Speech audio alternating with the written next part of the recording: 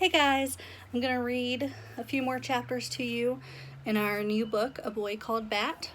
I hope that you had a good weekend and a good spring break, even though we're not going back. So that means that starting tomorrow, you're going to be doing a lot of learning at home.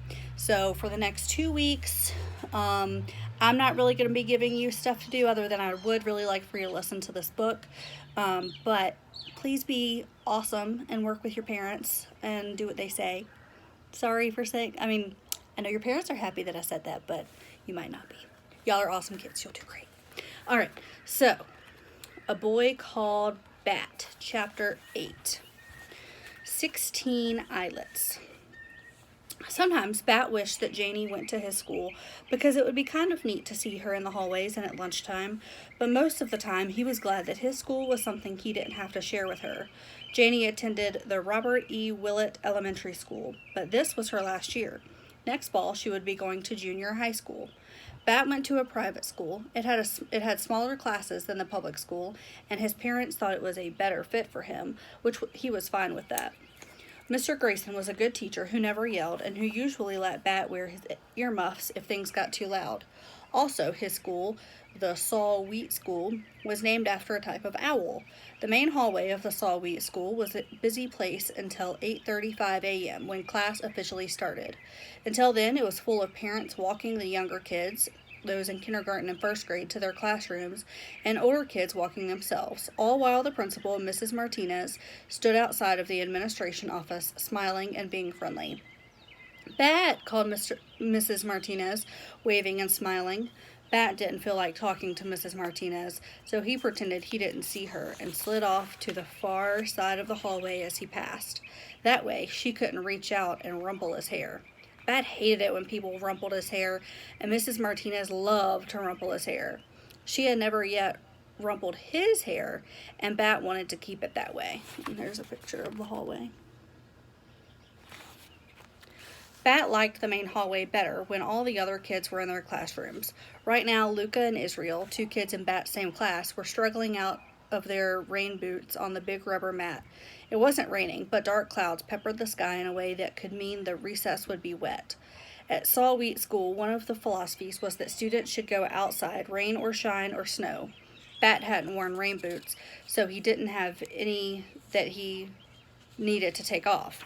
He didn't carry an umbrella either because the Saul Wheat School didn't allow them in the hallways or classrooms, which Bat agreed was a wise decision. He skirted around a kindergartner whose mother was kneeling in front of him, holding a tissue to his nose. "Hello," she said, and he dodged between a couple of big kids, sixth graders, who were tossing a small red rubber ball back and forth. "Balls are supposed to be kept outside," Bat told the slightly smaller of the two big kid boys he recognized by the red glasses he wore. "Not this ball," said the boy. "This is a special ball." Then he threw the ball over Bat's head to the other kid, a very tall girl, who caught it expertly with one hand and laughed. "It looks like a regular ball," Bat said. "It's not a regular ball," said the boy with red glasses. Bat had a weird feeling in his stomach, like the boy was tricking him. He didn't know what to say. Just then Luca and Israel came by without their rain boots. "Hi, Bat," Israel said. "Do you think it'll rain?" "Maybe," said Bat. "Well, eventually, yes. But today, maybe." Relieved, Bat watched the two big kids move away toward their classroom, still tossing the ball. "What do you think was special about that ball?" he asked Israel. "Nothing," Israel said. Then Miss Kiko came out of the kindergarten room and rang her handbell. It made a gentle tinkling sound, way better than the harsh, painful scream of Janie's electric school bell system, which Bat had heard last year during a school play he'd gone to watch. To class, it's time for another day." Miss Kiko had a beautiful voice, which was probably why it was her job to announce the start of school. Bat followed Luca and Israel into Mr. Grayson's third grade classroom. "I brought 2 sandwiches for lunch today," Luca was telling Israel, "in case you want to trade cookies for one." "Why would I want to do that?" Israel answered. "I brought my own sandwich." Bat knew why Luca would think Israel wanted to trade. Yesterday, he had heard Luca tell Israel that she didn't really like her cream cheese sandwiches, and Israel had replied that he didn't like the turkey one his mom always made. "I would trade anything for a cream cheese sandwich," he had said. He listened to see if Luca would remind Israel of what he had said, but she didn't. Probably Israel was just being nice, Bat interjected, to make you feel better about bringing cream cheese sandwiches to school every day. He probably didn't really want your sandwich. Israel turned around. His face was red and his eyebrows pointed toward each other, making a wrinkly crease in his forehead. Dude, he said to Bat. Bat waited for Israel to say more, but he didn't. Just that one word. Dude. Then Luca started crying, and she shoved past Bat to go back into the hallway. He watched her run into the girls' bathroom. Mr. Grayson came over. He was wearing his bright orange tennis shoes today. Bat liked it when he wore those shoes. It was like he was wearing suns on his feet. "What's the problem, friends?" he asked. "Bat embarrassed Luca," Israel said really loud, making Bat wish he had his earmuffs. They were in his backpack, on his back. "I'm sure you didn't mean to embarrass her, did you, Bat?" asked Mr. Grayson. There were 16 eyelets on each of his shoes. Bat counted. 8 on the left side, 8 on the right side. That made 32 eyelets. "Bat, can you look up at my face?" Mr. Grayson asked. Bat shook his head. 32 eyelets. His own shoes had half as many. 16 eyelets, 4 on each side of the shoe. Mr. Grayson sighed. "Okay, Bat, go sit at your table." Bat wondered if anyone in the class had more eyelets on their shoes than Mr. Grayson. He kept his eyes on shoes as he walked through the classroom. Nope, no one did. And here's a picture. And the eyelets are where the shoestring goes in, the little holes. So those are the eyelets. Chapter 9, Open Door Baby Cakes Policy. Mr. Grayson was a good teacher for lots of reasons. He let kids eat snacks at their desk if they were hungry. He didn't make students ask permission to go to the bathroom. He didn't believe in making people apologize. You can't make someone be sorry, he always said. And he believed in class pets. That's how he put it. "I believe in class pets," he had said on the first day of class when he introduced them to Baby Cakes, the class rabbit. Baby Cakes, a white Angora bunny that looked like a giant fluff ball, lived in a pen in the back of the room near the bookshelves. It was a big pen with a gate. "If anyone ever needs to cuddle," Mr. Grayson said, "Baby Cakes is there for you." And that was the thing that made Mr. Grayson the best teacher Bat had ever had, his open door Baby Cakes policy, which meant that any time a kid needed to cuddle, he or she could go visit Baby Cakes. No permission needed, no questions asked. Baby Cakes likes carrots and apples and put up with the cuddling. Bat knew the rabbit liked treats better than kids, but he also knew Baby Cakes was smart enough to realize the two often went together. The thing about Mr. Grayson's open door Baby Cakes policy was that none of the kids wanted to ruin it by overusing it. Bat was Baby Cakes' most frequent visitor. Israel visited the second most often, and then probably Jenny was the third. A couple months ago, Israel had given Bat a drawing he had done of Baby Cakes. It was pretty good.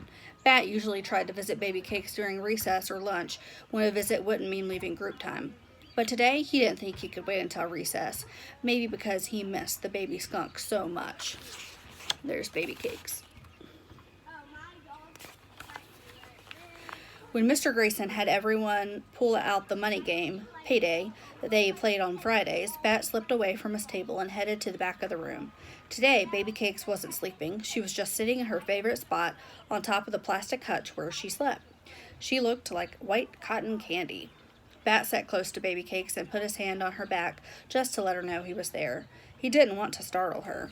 "Break into groups of 4, Mr. Grayson said. "Choose a banker and pay everyone $200. For a moment, Bat thought maybe Mr. Grayson was going to let him skip the game and just hang out with Baby Cakes. But then he said, "Bat, 5 minutes." Bat didn't want to play Payday. He didn't want to join the class in 5 minutes. But the open door Baby Cakes policy didn't mean it was okay to skip stuff the class was doing. It was one of those unspoken rules that Mom was always talking about.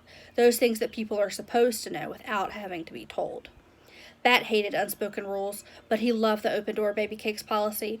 So 5 minutes later, Mr. Grayson said, "Okay, Bat, time's up."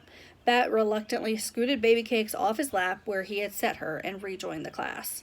The games were all arranged. Jenny Pearson had dealt out $200 for Bat. Luca, Bat saw, had returned from the bathroom with red-rimmed eyes. She was in a different group. "Ready?" Jenny asked. "I guess," said Bat, and he sat in the empty seat between Jenny and Raymond. Across from him, Corey rolled the dice. Bat sighed. It was going to be a long day. Chapter 10. A very long day. Bat was right. It was a long day. The rain that had been threatening came, and after they ate lunch, the students pulled on rain gear to splash in puddles. Bat did not like to get wet. He didn't like to at all. It made his clothes feel sticky and itchy and uncomfortable.